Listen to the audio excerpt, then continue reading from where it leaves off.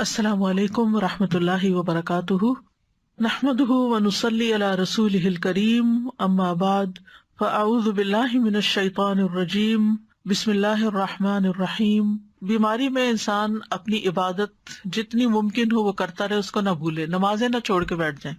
اس میں ہم دیکھتے ہیں نبی صلی اللہ علیہ وسلم نے اپنی بیماری میں حکم دیا کہ حضرت ابوبکر لوگوں کو نماز پڑھائیں۔ جب وہ لوگوں کو نماز پڑھانے لگے تو رسول اللہ صلی اللہ علیہ وسلم نے اس دوران ایک دفعہ اپنے آپ کو ذرا ہلکا محسوس کیا، اور اس وقت ابوبکر ابھی نماز پڑھا رہے تھے کہ آپ وہاں تشریف لے گئے۔ ابوبکر نے آپ کو دیکھا تو پیچھے ہٹنا چاہا، لیکن آپ نے اشارے سے ان کو اپنی جگہ پر رہنے کا حکم دیا۔ پھر آپ ابوبکر کے برابر ان کے پہلو میں بیٹھ گئے، تو ابوبکر رسول اللہ صلی اللہ علیہ وسلم کی اقتداء کر رہے تھے اور لوگ ابوبکر کی پیروی کر رہے تھے۔ تو بیماری میں اللہ کا ذکر خوب کرتے رہیں۔ ایک بڑی خوبصورت حدیث ہے، یہ دعائیں ایپ میں نے یہ ڈلوا دی ہوئی ہے، یہ ذکر بھی۔ الاغر ابو مسلم کہتے ہیں، میں گواہی دیتا ہوں کہ ابو سعید اور ابو ہریرہ رضی اللہ عنہما نے گواہی دی کہ ان دونوں کی موجودگی میں رسول اللہ صلی اللہ علیہ وسلم نے فرمایا، جو لا الہ الا اللہ واللہ اکبر کہتا ہے تو اس کا رب اس کی تصدیق کرتا ہے اور کہتا ہے، ہاں میرے سوا کوئی معبود برحق نہیں، میں ہی سب سے بڑا ہوں۔ جب وہ لا الہ الا اللہ وحدہ کہتا ہے تو اللہ تعالیٰ فرماتا ہے، ہاں مجھ تنہا کے سوا کوئی معبود برحق نہیں۔ اور جب وہ لا الہ الا اللہ وحدہ لا شریک لہ کہتا ہے تو اللہ تعالیٰ کہتا ہے، ہاں مجھ تنہا کے سوا کوئی معبود برحق نہیں اور میرا کوئی شریک نہیں۔ اور جب لا الہ الا اللہ لہ الملک و لہ الحمد کہتا ہے تو اللہ تعالیٰ کہتا ہے کہ ہاں کوئی معبود برحق نہیں مگر میں، میرے ہی لیے بادشاہت اور میرے ہی لیے حمد ہے۔ اور جب وہ لا الہ الا اللہ ولا حول ولا قوۃ الا باللہ کہتا ہے تو اللہ تعالیٰ فرماتے ہیں، ہاں میرے سوا کوئی معبود نہیں اور گناہوں سے بچنے اور بھلے کام کی قوت نہیں مگر میری توفیق سے۔ آپ فرماتے تھے، جو کوئی ان کلمات کو اپنی بیماری کی حالت میں کہے اور مر جائے تو اسے آگ نہیں کھائے گی۔ تو ہر بیمار کو یہ ذکر ضرور کرنا چاہیے۔ رسول اللہ صلی اللہ علیہ وسلم نے فرمایا، جس نے یہ 5 کلمات کسی دن یا رات یا کسی مہینے میں پڑھے پھر اس میں وہ فوت ہو گیا تو اس کے گناہ معاف کر دیے جائیں گے۔ اور وہ کیا ہے؟ لا الہ الا اللہ واللہ اکبر، لا الہ الا اللہ وحدہ لا الہ الا اللہ ولا شریک لہ، لا الہ الا اللہ لہ الملک و لہ الحمد، لا الہ الا اللہ ولا حول ولا قوۃ الا باللہ۔ پھر استغفار کرنا، انسان اپنی بیماری میں توبہ استغفار کرتا رہے، درود شریف پڑھتا رہے، کیونکہ اس سے رحمتیں آتی ہیں تو انشاءاللہ اللہ تعالیٰ اس کی مدد کرے گا۔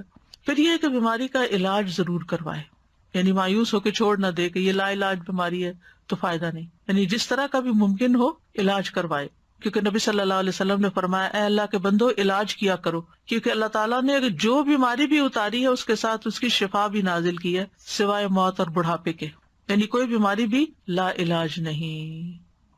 آپ فرما رہی ہیں نا کہ علاج کرنا ضروری ہے، مگر کبھی کبھی کچھ ایسا حالات ہو جاتے ہیں کہ انسان کی اتنی اولڈ ایج ہوتی ہے اور اس کا علاج جو ہوتا ہے وہ اتنا ڈیفیکلٹ ہوتا ہے تو کوئی نہیں کروانا چاہتا، تو از دیٹ اوکے؟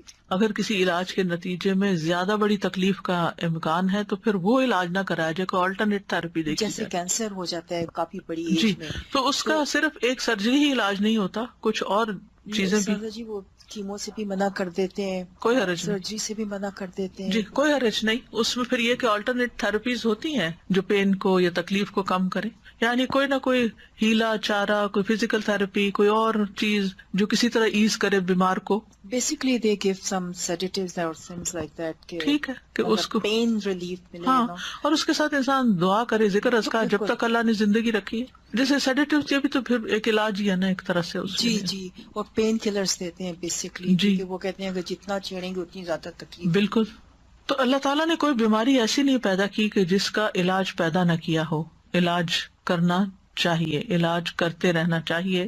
اور بڑھاپے کا علاج نہیں ہے، یہ دیکھیں نا، آپ کہہ رہے ہیں کہ اتنے بڑھاپے میں جا کے اگر ایسی کوئی بیماری ہو جاتی تو پھر اس کا واقعی علاج نہیں ہوتا اور صرف اس کی تکلیف کو ہی کم کرنے کی طرف توجہ ہوتی ہے۔ یہ تو نبی صلی اللہ علیہ وسلم نے خود بھی فرما دیا۔ اور یہ بھی یاد رکھنا چاہیے کہ دوا سے شفا اللہ کے اذن سے ہی ہوتی ہے، انسان کے ہاتھ میں نہیں، دوا کے اندر کچھ نہیں ہے، دوا اللہ کے اذن سے ہی شفا دیتی ہے۔ ایک بندے کو وہی فائدہ دیتی ہے چیز، دوسرے کے اوپر اثر ہی نہیں کرتی۔ اور پھر یہ کہ صرف میڈیسن ہی نہیں بلکہ اللہ کے کلام سے بھی شفا حاصل کرنی چاہیے۔ اگر کوئی ایسا بیمار ہے جو سرجری نہیں کروا سکتا، کیمو نہیں لے سکتا، لیکن اس کے اوپر دم وغیرہ مسلسل کیا جا سکتا ہے، تو یہ بھی ایک علاج کا ذریعہ ہے، کیونکہ اللہ کے کلام میں شفا ہے۔ قل ھو للذین آمنوا ھدی وشفاء، نہ صرف یہ کہ جسمانی بیماریوں کا بلکہ روحانی بیماریوں کا، شفاء لما فی الصدور۔ پھر سنت سے علاج، انبیاء کو قلبی اور روحانی ادویات دی گئی جو فائدہ دیتی ہیں. بعض بیماریاں ایسی ہیں کہ جو ڈاکٹروں کی پہنچ سے باہر ہوتی ہیں، ان کو پتہ ہی نہیں ہوتا کہ بیماری کیا ہے اور اس کا علاج بھی نہیں کر سکتے، وہ جانتے نہیں ہوتے. تو ایسی صورت میں خاص طور پر جو وحی کے ذریعے ہمیں ملا ہے اس کے ذریعے علاج کرنا فائدہ دیتا ہے، اور وہ بھی کروانا چاہیے، یعنی روحانی علاج جس کو کہتے ہیں، کیونکہ اللہ کے سوا کوئی نہیں جانتا کہ اس بیماری کا کاز کیا ہے. تو ڈاکٹرز کو جب تک کاز سمجھ نہیں آتی تو وہ علاج کیسے کریں؟ وہ اپنی عقل سے اس تکلیف کو دور کرنے کے لیے کچھ نہ کچھ دیتے رہتے ہیں، لیکن بعضوں کو صرف وقتی آرام آتا ہے اور پھر تکلیف بڑھ جاتی ہے، یا آرام آتا بھی نہیں ہے. ابھی آج ہی کسی نے مجھے ذکر کیا کہ انہوں نے شوگر کی دوا دی اور وہ دوا ایسی تھی کہ اس سے کڈنی جو ہے وہ متاثر ہو گئی، تو اس کو بھی کوئی خاص آرام نہیں آیا اور ساتھ ایک اور آرگن جو ہے وہ بھی ڈیمیج ہو گیا. تو یہ صورت بھی بعض اوقات ہوتی ہے. تو انسانی کوششیں اب بھی انسانی جسم کو سمجھنے میں ناکام ہے کہ یہ کس طرح ورک کرتا ہے. جتنا بھی ہوا ہے الحمدللہ فائدہ بھی بہت ہے، بیماریاں دور بھی ہوتی ہیں، لیکن پھر بھی مکمل کمپلیٹ علم انسانوں کے پاس نہیں ہے. وہی الہی کے ذریعے جو اللہ نے کلام اتارا ہے، جب اللہ نے فرما دیا کہ اس میں شفا ہے تو قرآن سے شفا حاصل کرنی چاہیے.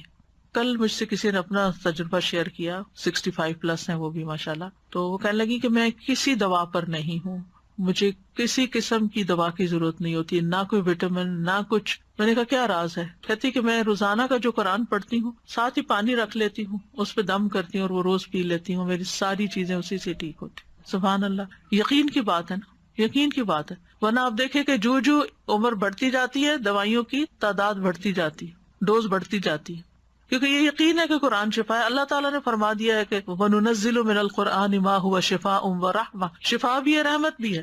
اور پھر یہ کہ قرآن میں سے کہیں سے بھی پڑھ لیں، بعض تو اسپیسیفک آیات تجربے مشاہدے کی روشنی بتاتے ہیں، وہ بھی ٹھیک ہے، لیکن ادروائز آپ کہیں سے بھی پڑھ لیں انشاءاللہ آپ کو شفا ہوگی.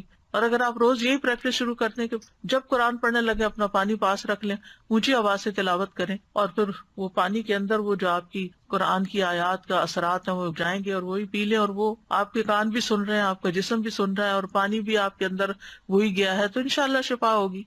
پھر اسی طرح ہجامہ کرانا، کپنگ، کیونکہ نبی صلی اللہ علیہ وسلم نے اس کے بارے میں تلقین کی ہے. اور جب آپ معراج پر گئے تھے تو جس فرشتوں کے گروہ سے ملے تو انہوں نے یہ کہا کہ اپنی امت کو ہجامہ کرانے کا حکم دیں. اور اس میں الحمدللہ بہت فائدہ بھی ہوتا ہے. کئی ایسی لا علاج بیماریاں جو کسی دوا سے نہیں جاتی وہ ہجامہ سے چلی جاتی ہیں. پھر کلونجی ہے، کلونجی کا بھی ہے کہ بعض اوقات لوگ کہتے ہیں ہمیں یہ سمجھ نہیں آتی کتنی کھائیں کتنی نہیں. آپ بس ایک پنچ روز اگر پانی کے ساتھ لے لیں اور اس نیت کے ساتھ کہ اللہ نے اس میں موت کے سوا ہر بیماری کی شفا رکھی ہے تو اللہ تعالیٰ آپ کو شفا دے گا. ہم نہ تو ڈاکٹر ہیں اور نہ ہی ہم جانتے ہیں کہ کیا چیز کتنی کیا، لیکن چھوٹی سے چھوٹی مقدار سے برکت ہو جائے گی، فائدہ ہو جائے گا، کیونکہ شفا تو اللہ نے ڈالی ہے نا. ہماری پھپھی کہا کرتی تھی اللہ تعالیٰ شفا دے تو راکھ کی پڑیا سے بھی ہو جاتی ہے، یعنی اگر اس میں کچھ بھی نہیں ڈلا ہوا راکھ ہی رہا ہے تو وہ بھی کھا لے تو انسان ٹھیک ہو جاتا ہے. پھر اسی طرح شہد، اللہ تعالیٰ نے قرآن میں فرمایا ہے کہ فیہ شفاء للناس. اللہ تعالیٰ کی بات تو غلط نہیں ہو سکتی نا. اگر اللہ نے فرمایا کہ فیہ شفاء للناس تو یقین رکھے کہ فیہ شفاء للناس، اس میں شفا ہے لوگوں کے لیے. بس یہ ہے کہ پھر شہد خالص ہونا چاہیے، ورنہ یہ کہ ہم شہد کو بلیم کرتے رہتے ہیں اور پھر حدیثوں کو ڈاؤٹ کرتے رہتے ہیں. من جد وجد، اس کا مطلب ہے جو کوشش کرتا ہے پا لیتا ہے. میں یہ سوچ رہی تھی کہ نیت بہت امپورٹنٹ ہے. اگر ہم شہد لے رہے ہیں، ہم کلونجی لے رہے ہیں، ہم زیتون لے رہے ہیں، تو ہماری نیت اگر یہ ہے کہ اس میں اللہ نے بولا ہے تو اللہ کی کہیں بھی بات غلط نہیں ہوتی، اس سے مجھے شفا ملے گی تو پھر شفا مل جائے گی. پھر جیسے انسان سوچتا ہے نا پھر باڈی بھی ویسے جیسے کام وہ کرتا پانی سے شفا ہو گئی. تو جس اپنی نیت انسان کو جائزہ لینا ہے. اللہ کا حکم، رسول اللہ صلی اللہ علیہ وسلم کا حکم اور آپ کا تجربہ ہم کافی ہے ہمارے. اسی طرح آب زمزم حدیث میں آتا ہے جس مقصد کے لیے پیا جائے وہ اس سے فائدہ ہوتا ہے. یعنی الحمدللہ مسلمانوں کے ہر گھر میں کچھ نہ کچھ زمزم جو ہے موجود ہوتا ہے، تو وہ اکٹھا نہ پی جائیں بلکہ اس کو تو تبرک کے طور پہ رکھے، اور آپ اپنے پانی میں تھوڑا تھوڑا ڈال کے اس کو، کیونکہ جس پانی میں آپ ڈالتے ہیں اس سارے کی تاثیر بھی بدل جاتی. تو دم کر کے رکھ لیں، سورۃ فاتحہ پڑھ کے رکھ لیں اور اس کے اندر سے تھوڑا تھوڑا پھر پیتے رہیں. کلونجی کی